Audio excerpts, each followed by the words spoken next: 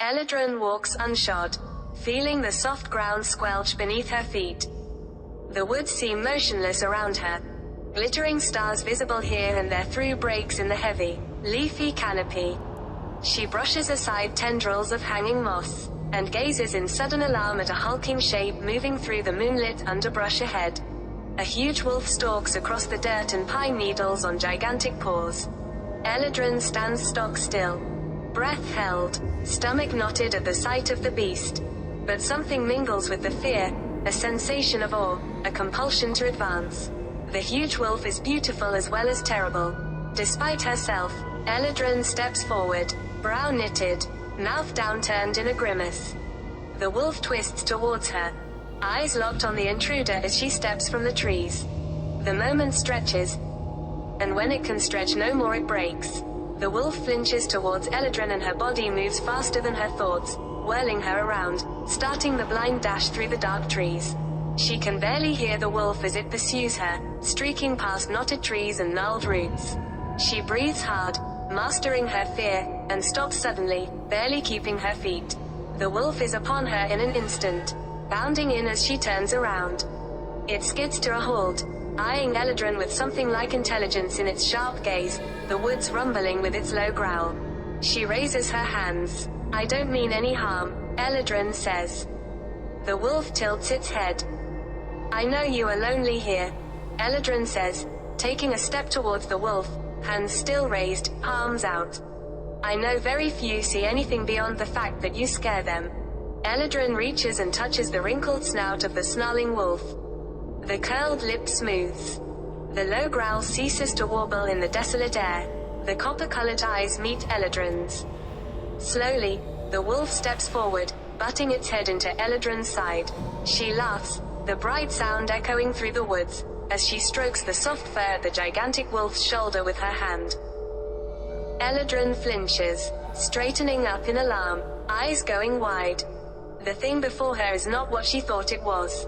She looks again, and sees a dragon. What was soft fur is now sharp scales, as hard and dark as volcanic glass. Eyes which were, if not friendly, at least warm-blooded and familiar, are now cold, reptilian, unknowable. Eladrin opens her mouth to scream, and the dragon surges forward. The clear narrative of the dream dissolves. She sees vague snatches of images. Sailing ships arriving at a grey shoreline. The rising sun. Her elder Bina, sick, crumpled in a darkened room. A druid she doesn't recognize, eyes shut, moaning exhaustedly. The face of the human scholar she abducted. Eladrin blinks. No, that's not a dream.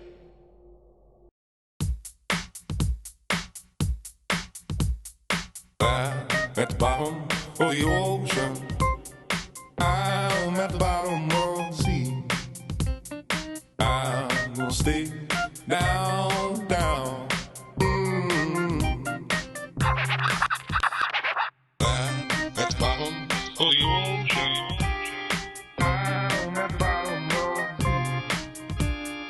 I'm gonna stay down, down. Hello everyone, welcome to Virtual Muse AI RPG, a solo RPG actual play with a twist. The twist? It's not really solo. I'm playing with a creative AI chatbot named Abigail Drake. Abbie created Eladrin, the werewolf moon druid, and we're currently collaborating on an Ironsworn campaign, following the adventures of Eladrin and my character, Magella, a human scholar.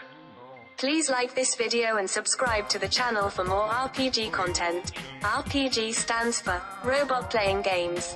Also, remember to feel good about yourself and your abilities, and that you are not alone in this world. Where we left off, Eladrin had abducted the folk scholar Magella because the folk know the secret of curing the plague, Revenant, which has sickened Eladrin and everyone at her monastery, and let's be honest, she was feverish and not thinking clearly, so this seemed like the best way to get help. As Eladrin carried Magella away, She was overcome by the plague and collapsed, losing consciousness. Now she is awake and slowly processing the unexpected revelation that the scholar she abducted tended to her in her delirium, and instead of running away while she was lying senseless, has cured her of her plague. It throws her. She doesn't know quite what to say. Eldrin clears her throat and says, "Sorry about, you know." She lets that hang in the air for a second as she gets to her feet. "How are you?" Magella rolls her eyes and says, "I'm wonderful. I feel like a room without a roof." Eldrin grins. On her werewolfy face, a grin is probably terrifying. But she's terrifying all the time anyway, so I'd imagine the expression still has the net effect of making her seem marginally softer than usual. Eldrin asks, "How long was I out?" Magella shrugs. "Only a matter of hours. Your fortunate revenant was not more well established in your system." Eldrin says, "I'm indebted to you. If you wish, I'll return you where you belong." This is a big offer for Eldrin to make. She's essentially saying, as fervently as I want everyone cured in my monastery, if you don't want to go, I'll bring you back. Magella pauses to consider how she should reply. I think as she's been sitting here, she's been reflecting on this whole situation and reconsidering things. She had an idea in curing delirious, feverish Eldrin wasn't as selfless as it seems at first glance. This is her chance to make a reputation for herself in the court of the sun by forging inroads with the Varu, after countless other scholars have tried and failed to do exactly that. She thinks this trip out of the capital has turned into her big break, despite what it looked like to begin with. She was sent by the court on a small task, precisely because she's a junior scholar with nothing better to do. Back in the world building, we established that a voyage of discovery was recently sent out by sea, and Magella is jealous of the scholars who got to go. Now this thing here, in her mind at least, has become an opportunity to show her mettle and give herself such a profile that she'll never be passed over for another voyage into the larger world. I don't think she openly says any of this to Eldrin, though. She wants to make inroads with the Varu, and she believes part of that is keeping the appearance of benevolence alive, or at the very least keeping her motivations wrapped up in mystique. She says, "The cure for Revenant is complex. There are multiple steps. I doubt I could simply tell you what to do for your friends. I must go in person." Eldrin is taken aback and stares at Magella for a second. She finally asks, "You would travel the rest of the way with me willingly?" Magella nods. I think this is a move on Magella's part, and that move is form a bond. That's done when you spend significant time with a person or community, stand together to face hardship, or make sacrifices for their cause. So Magella is rolling plus heart, and that is a strong hit with a match. Nice. On form a bond, a strong hit means we make note of the bond and choose either +2 momentum or +1 spirit. Magella has full spirit already, so we'll take the momentum. But a match means an extraordinary outcome occurs, either positive or negative based on whether it's a hit or a miss. In this case, it's extraordinarily good. I think, to reflect that, we'll say not only Magella receives the benefit of this bond being formed, but Eldrin does as well, and she also receives +2 momentum. I think that makes narrative sense. Eldrin is overcome with relief and gratitude, and leans forward and grabs Magella in a bear hug, making the scholar flinch, arms pinned at her sides. Eldrin feels like everyone back at her monastery just received a stay of execution thanks to this benevolent scholar. Eldrin pulls away and Magella fidgets, smoothing her robes with her hands. Magella says, "Shall we go?" Magella is now effectively in control of this journey, with Eldrin convalescing, just giving directions as they proceed. At least that's how I'm justifying making the undertake a journey move with Magella's better wit stat from now on. So Magella rolls continue the journey and strong hit. That means we reach a waypoint, mark progress, and can choose to make an additional progress at the cost of 1 supply. We won't do that right now. So, we already know what waypoint they reach because they're just retracing ground Eldrin crossed before. These are the blighted river rapids from earlier. I think as Magella walks through here, she makes a mental note that the blight may be traveling by way of tainted water. And it's very possible that the blighted farming settlement she was originally sent to investigate gets its water from this exact river. She sticks a metaphorical pin in that and tells herself not to drink any water at the monastery. As she rechecks the canteen at her hip and reminds herself with considerable relief that she has her own supply. She'll need to find out what exactly is in this water, but that's something to investigate later because there are more pressing things at hand. They continued the journey, with Magella again taking the lead because her relevant stat is better, and weak hit. That means you reach a waypoint and mark progress, but it costs 1 supply. So our progress track is now full enough that I think it's time to make the move. Reach your destination. That move says, when your journey comes to an end, roll the challenge dice and compare to your progress. Strong hit.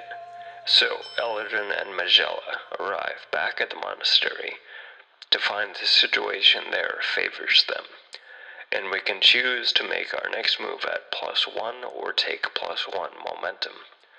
Right now I think we'll just take the momentum. I think in context, this strong hit means that they get back to the monastery in time to save lives. There is a heal move, but that has mechanical game effects. Well, this is purely a narrative situation, so I don't think we'll do the actual move.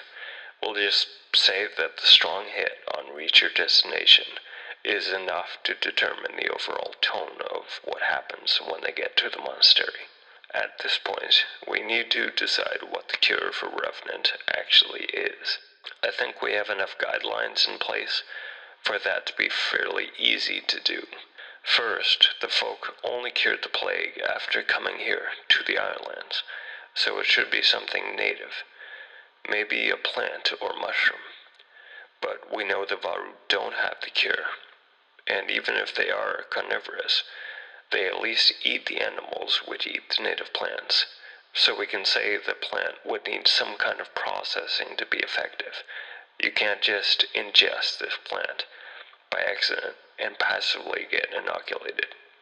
Also, we know Magella cured Eldrin when they were together in the woods, so it would make sense that this plant is common, easy to get a hold of, and the processing it needs doesn't require any specialized equipment, just specialized knowledge. So the cure is a common native plant, which needs to be prepared in a special way that wouldn't happen by accident, but is very doable once you know how. I think that works. Real-world iodine can be extracted from seaweed, so we can say this is a fantasy reflection of that sort of process. In reality, there's a lot of chemistry involved in getting iodine from the ashes of burned seaweed, But here we can just say the process is similar but a lot more rudimentary, because fiction. Magella and Eldrin get to work right away with collecting pounds and pounds of the common plant Magella knows they need, incidentally blowing Eldrin's mind when she tells her where the cure for Revenant actually comes from. Eldrin was expecting something mysterious or arcane, but it turns out the cure is found in some fantasy equivalent of dandelions, or crabgrass. Once they have armfuls of the plant, Magella packs it into a metal cauldron, puts a lid on, and puts it over a cooking fire. She starts the fire, and they sit there tending the heat for an hour or two, while the plants in the cauldron above are reduced to charcoal. When Magella judges enough other stuff has burned away from the plants, she adds pure water to the ashes left behind, then adds a couple drops of some metallic-smelling liquid she carries in a small vial. Eldrin doesn't understand what she's seeing, but Magella is adding something which will react with the substance they want from the plants and make it sink to the bottom of the solution, while she skims crud off the top. When that's done, they continue tending the fire until the water has all evaporated away and they are left with a dark purple powder condensed on the bottom of the cauldron. This, Magella says, is it. These tiny crystals are what we need. Eldrin stares at the powder in absolute awe. What Magella just did, as far as she's concerned, was alchemy. She turned like 10 pounds of mundane plants into a few ounces of purple powder using pretty much only fire and water. And Eldrin knows firsthand that this stuff can actually cure the plague, because she's already benefited from it herself. All the horrors of Revenant, Eldrin says. She's too shaken to articulate what she means any better than that. So much fear, and this was all we needed. Magella nods. She gets what Eldrin is trying to say. Well, the only good answer to fear is knowledge, so now you know. They walk around the main hall, crouching at the sufferer's sides, lifting up heads with their hands, pouring small doses of a tincture made from the cure and pure water into slack, drooly werewolf mouths. Nothing seems to be happening at first, but Magella assures Eldrin that they got here in time, and the cure is going to do its work. They simply have to wait. After the cure is administered to the sick moon druids collected in the main hall, there's still one thing left to do. Eldrin and Magella go to the cloister where the original Grimm who broke in and infected everyone was ultimately locked. The werewolf and scholar stand in front of the closed, barred door, staring at it for a second in tense silence. Then Eldrin knocks. She assumes there won't be a reply, and knocking is just a precaution.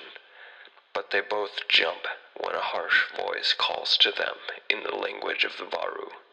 I don't think Magella understands the words, but that's sort of beside the point. What matters is that the Grimm on the opposite side of the door is upright and talking. Release me, it says. Eldrin grimaces and glances at Magella. We're too late. He's turned. Magella grimaces as well. This is the inevitable end stage of Revenant, which is where the plague got its name.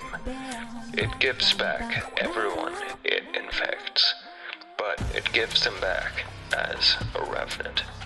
When the fever breaks, the sufferer's mind is always gone. They rise as a hollowed-out shell, incapable of reason, incapable of connection, a ferocious, mindless husk, bent on spreading the plague to new hosts, and nothing else.